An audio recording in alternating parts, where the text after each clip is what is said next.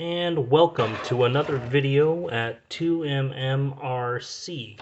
Name is Chuck, and I'm just going to show you my XQ11 from Xpress RC. I just recently built it up and ran my first club race with it using last year's body, which is the J Concepts touring car body. I think there's only one right now available through J Concepts, so that makes it easy to find it. But in general, yeah, I'm really happy with how this car went together. There's a couple things I did which deviated from the original kit setup, because the kit setup was actually for asphalt, apparently, and we're running on black carpet. So I needed a car that could handle the bite of the black carpet better than what an asphalt setup could provide me. So first off, one of the things I changed immediately was red screws, because it looks cool. Not because there's any better advantage, but it just simply looks cool. So red screws on the top plate, red screws on the bulkheads. And yeah, next, the equipment that I'm using, I'll point it out here. It's an R12S. It's the newer version of the R12, slightly different tooling, same performance as the old R12 though. NB4 receiver, can't remember the name of it, but yeah, it's the one with no antenna. I got a Yeah Racing turbofan, and I'm using a 21.5 Helix. This one itself is a unique one because it was actually tuned by rotor Ron. I figured, okay, if I'm going to buy the high torque rotor and shim it out, I might as well just get someone else to do it, and it'll essentially cost about the same. Team Powers, that's the Radon Pro, and I've attached the capacitors right to the side of it there. Using 16 gauge wire because it's a little thinner, saves a little bit on weight, and it doesn't draw the current that I need it to draw anyways. So if I was going to draw more current, I'd probably switch to 14 gauge, but 16 gauge seems to be fine. Redline battery, 6,000 milliamp, really cool. Spec tires that we're using this year are still the Gravity RC slick tires, so those are the ones that are going to be used. I think I'm going to use the other ones with the cooler looking rims next time. Something like that. Otherwise, there's the car, how it came together really well. Let's see here, 0, 0, 0, 0. So that hasn't changed from the original kit setup. One thing I did change was, if you can see it in there, see if I can show it on camera. Right there. Changing to the 9.0 Ackerman, just so that I don't have any rubbing with the ball cups between each other. Also gives me a nice longer, wider stance, which can be adjusted out if it's too much for you. Another thing that I did really differently on this car was the on-power rear control, active rear control, active rear suspension, dynamic rear suspension. It goes by a couple of different names. But I put, instead of mounting it underneath the bulkhead, I actually mounted it on top of the top plate because I'm experimenting with that active rear control right now. Right now I can go from 4 degrees, which was, again, was a deviation from the original setup, to 0. 4 to 0. So I really like that aspect of the car. It allows me to take a corner with a lot of confidence and exit the corner with a lot of velocity and speed.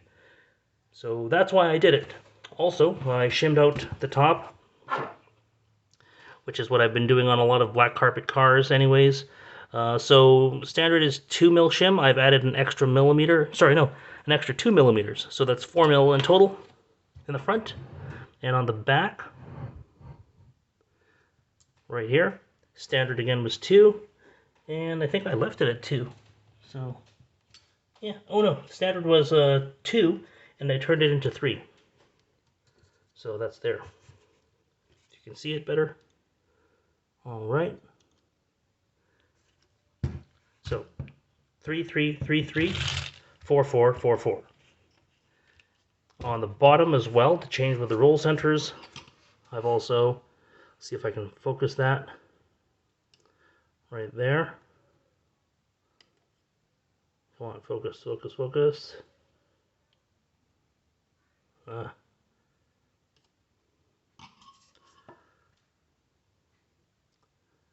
I had it there. Okay, there we go. 1 mil.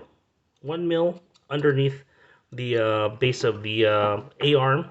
So that's 1 mil, 1 mil, 1 mil, 1 mil shims. 1 mil, oh sorry, 1 mil, 1 mil, 1 mil, 1 mil shims. Just to play with the roll center. The car handles very flat, doesn't tip over. So it's really, really stable, and it provides a lot of confidence on black carpet. Also, I've removed the droop screws, so there's actually no droop screws on this car. Without the droop screws, the car handles fine because of the roll centers of it, of the setup that's currently on here. Current ride height 5.5 and 6. So a lot of flex in the car, but that's okay. I like it that way. It handles very well, very confident and stable. Except out of the corners, mid and out, like exit of the corners, it handles very violent, which is kind of what I wanted because I wanted to punch my car out of the turns. So I've also added 10K into the diff there. So it's really, really thick versus what the original manual is asking for, which I think is only 5K.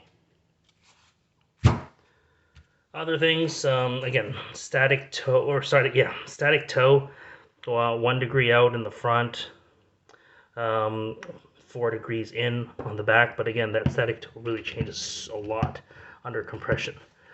Camber, 1111, nothing too fancy there. Shock oil, it's supposed to go with 454 holes. I went with 403 holes just to make it a little bit more stiff and less reactive. Gearing is something I wanted to play with. Throughout the day, I was hitting about 12.4 with the car, which is objective, but it got me into final position of, I think, 6th in the A main. So not too bad. I'm going to go down on the gearing. So rather than playing with a pinion, I'm switching from a 94 spur gear, which is what I had in there during the club race, and I'm switching that to a 96 tooth spur gear. Paired with the 42 tooth, or is it a 43? Let me just double check there.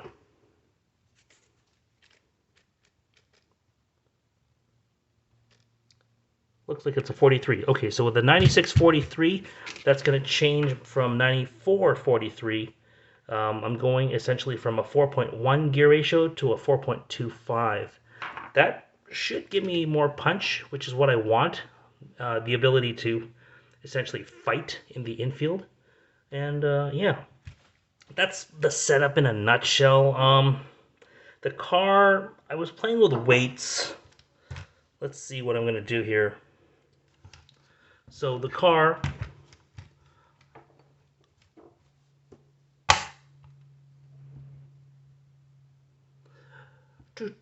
okay. That car as is, it's about 20 grams too light, especially with the body on. See if I can find that body.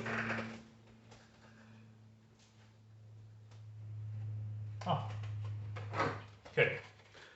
So I'm at 1225 with the body on. I'm at 1299. So I was playing with some of these lead weights. I just don't like how they stick on the car. So I gotta be me. I'm going to add a Canadian silver dollar that should cover the deficit in weight and then some. Now this one was one I had lying around. It's one of the first silver dollars I picked up. It's a 1939 King George VI silver dollar. It's one of my other hobbies, which is collecting coins. I did notice that my battery side is lighter than my electric side, simply by picking it up and, doing the balance test. So I'm going to slide that silver dollar right in there. That should balance out my weight pretty much, and it should give me a proper tech weight without having to stick a bunch of lead tire weights all over the place. 1249, and with the body on, we're at 1323. So I'm 3 grams over. That's good. and I get to use something that's a little bit personal touch, and something that's me. Yeah, God save the king. Interesting note, probably next year we're going to get coins in Canada that have the face of King Charles. So, anyways, that's my setup on this car. It's really unique because there are no droop screws. Yeah, standard sway bars as well. Springs I didn't change. I'm using silver all around, so that's from the kit. I do have pinks available if I want to change those up, but right now it seems to be okay. I'm hitting a 12.4, 12.5. I was, again, on pace to be in the A main, be competitive. Once I change the gearing up, I can probably get a little bit faster. So, yeah, I'm in the right range, and that was just the first time out with the car. What else did I do with this that's different from the kit setup? Ah, yes, okay, I'm using battery tape. Battery tape is what I'm using because I'm just more comfortable with it. So I pulled out these old battery stops, which aren't available in the kit. So I had to take them from an old XQ11 parts tree that I had lying around.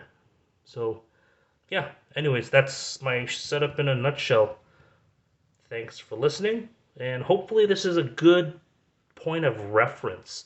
Again, this is suitable for the way I drive.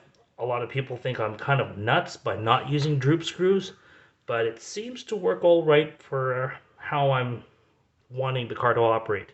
So yeah, those are the key things. No droop screws, using Canadian silver dollars as weight, and a really, really interesting setup for my rear tow control. Thanks very much. Have a great day.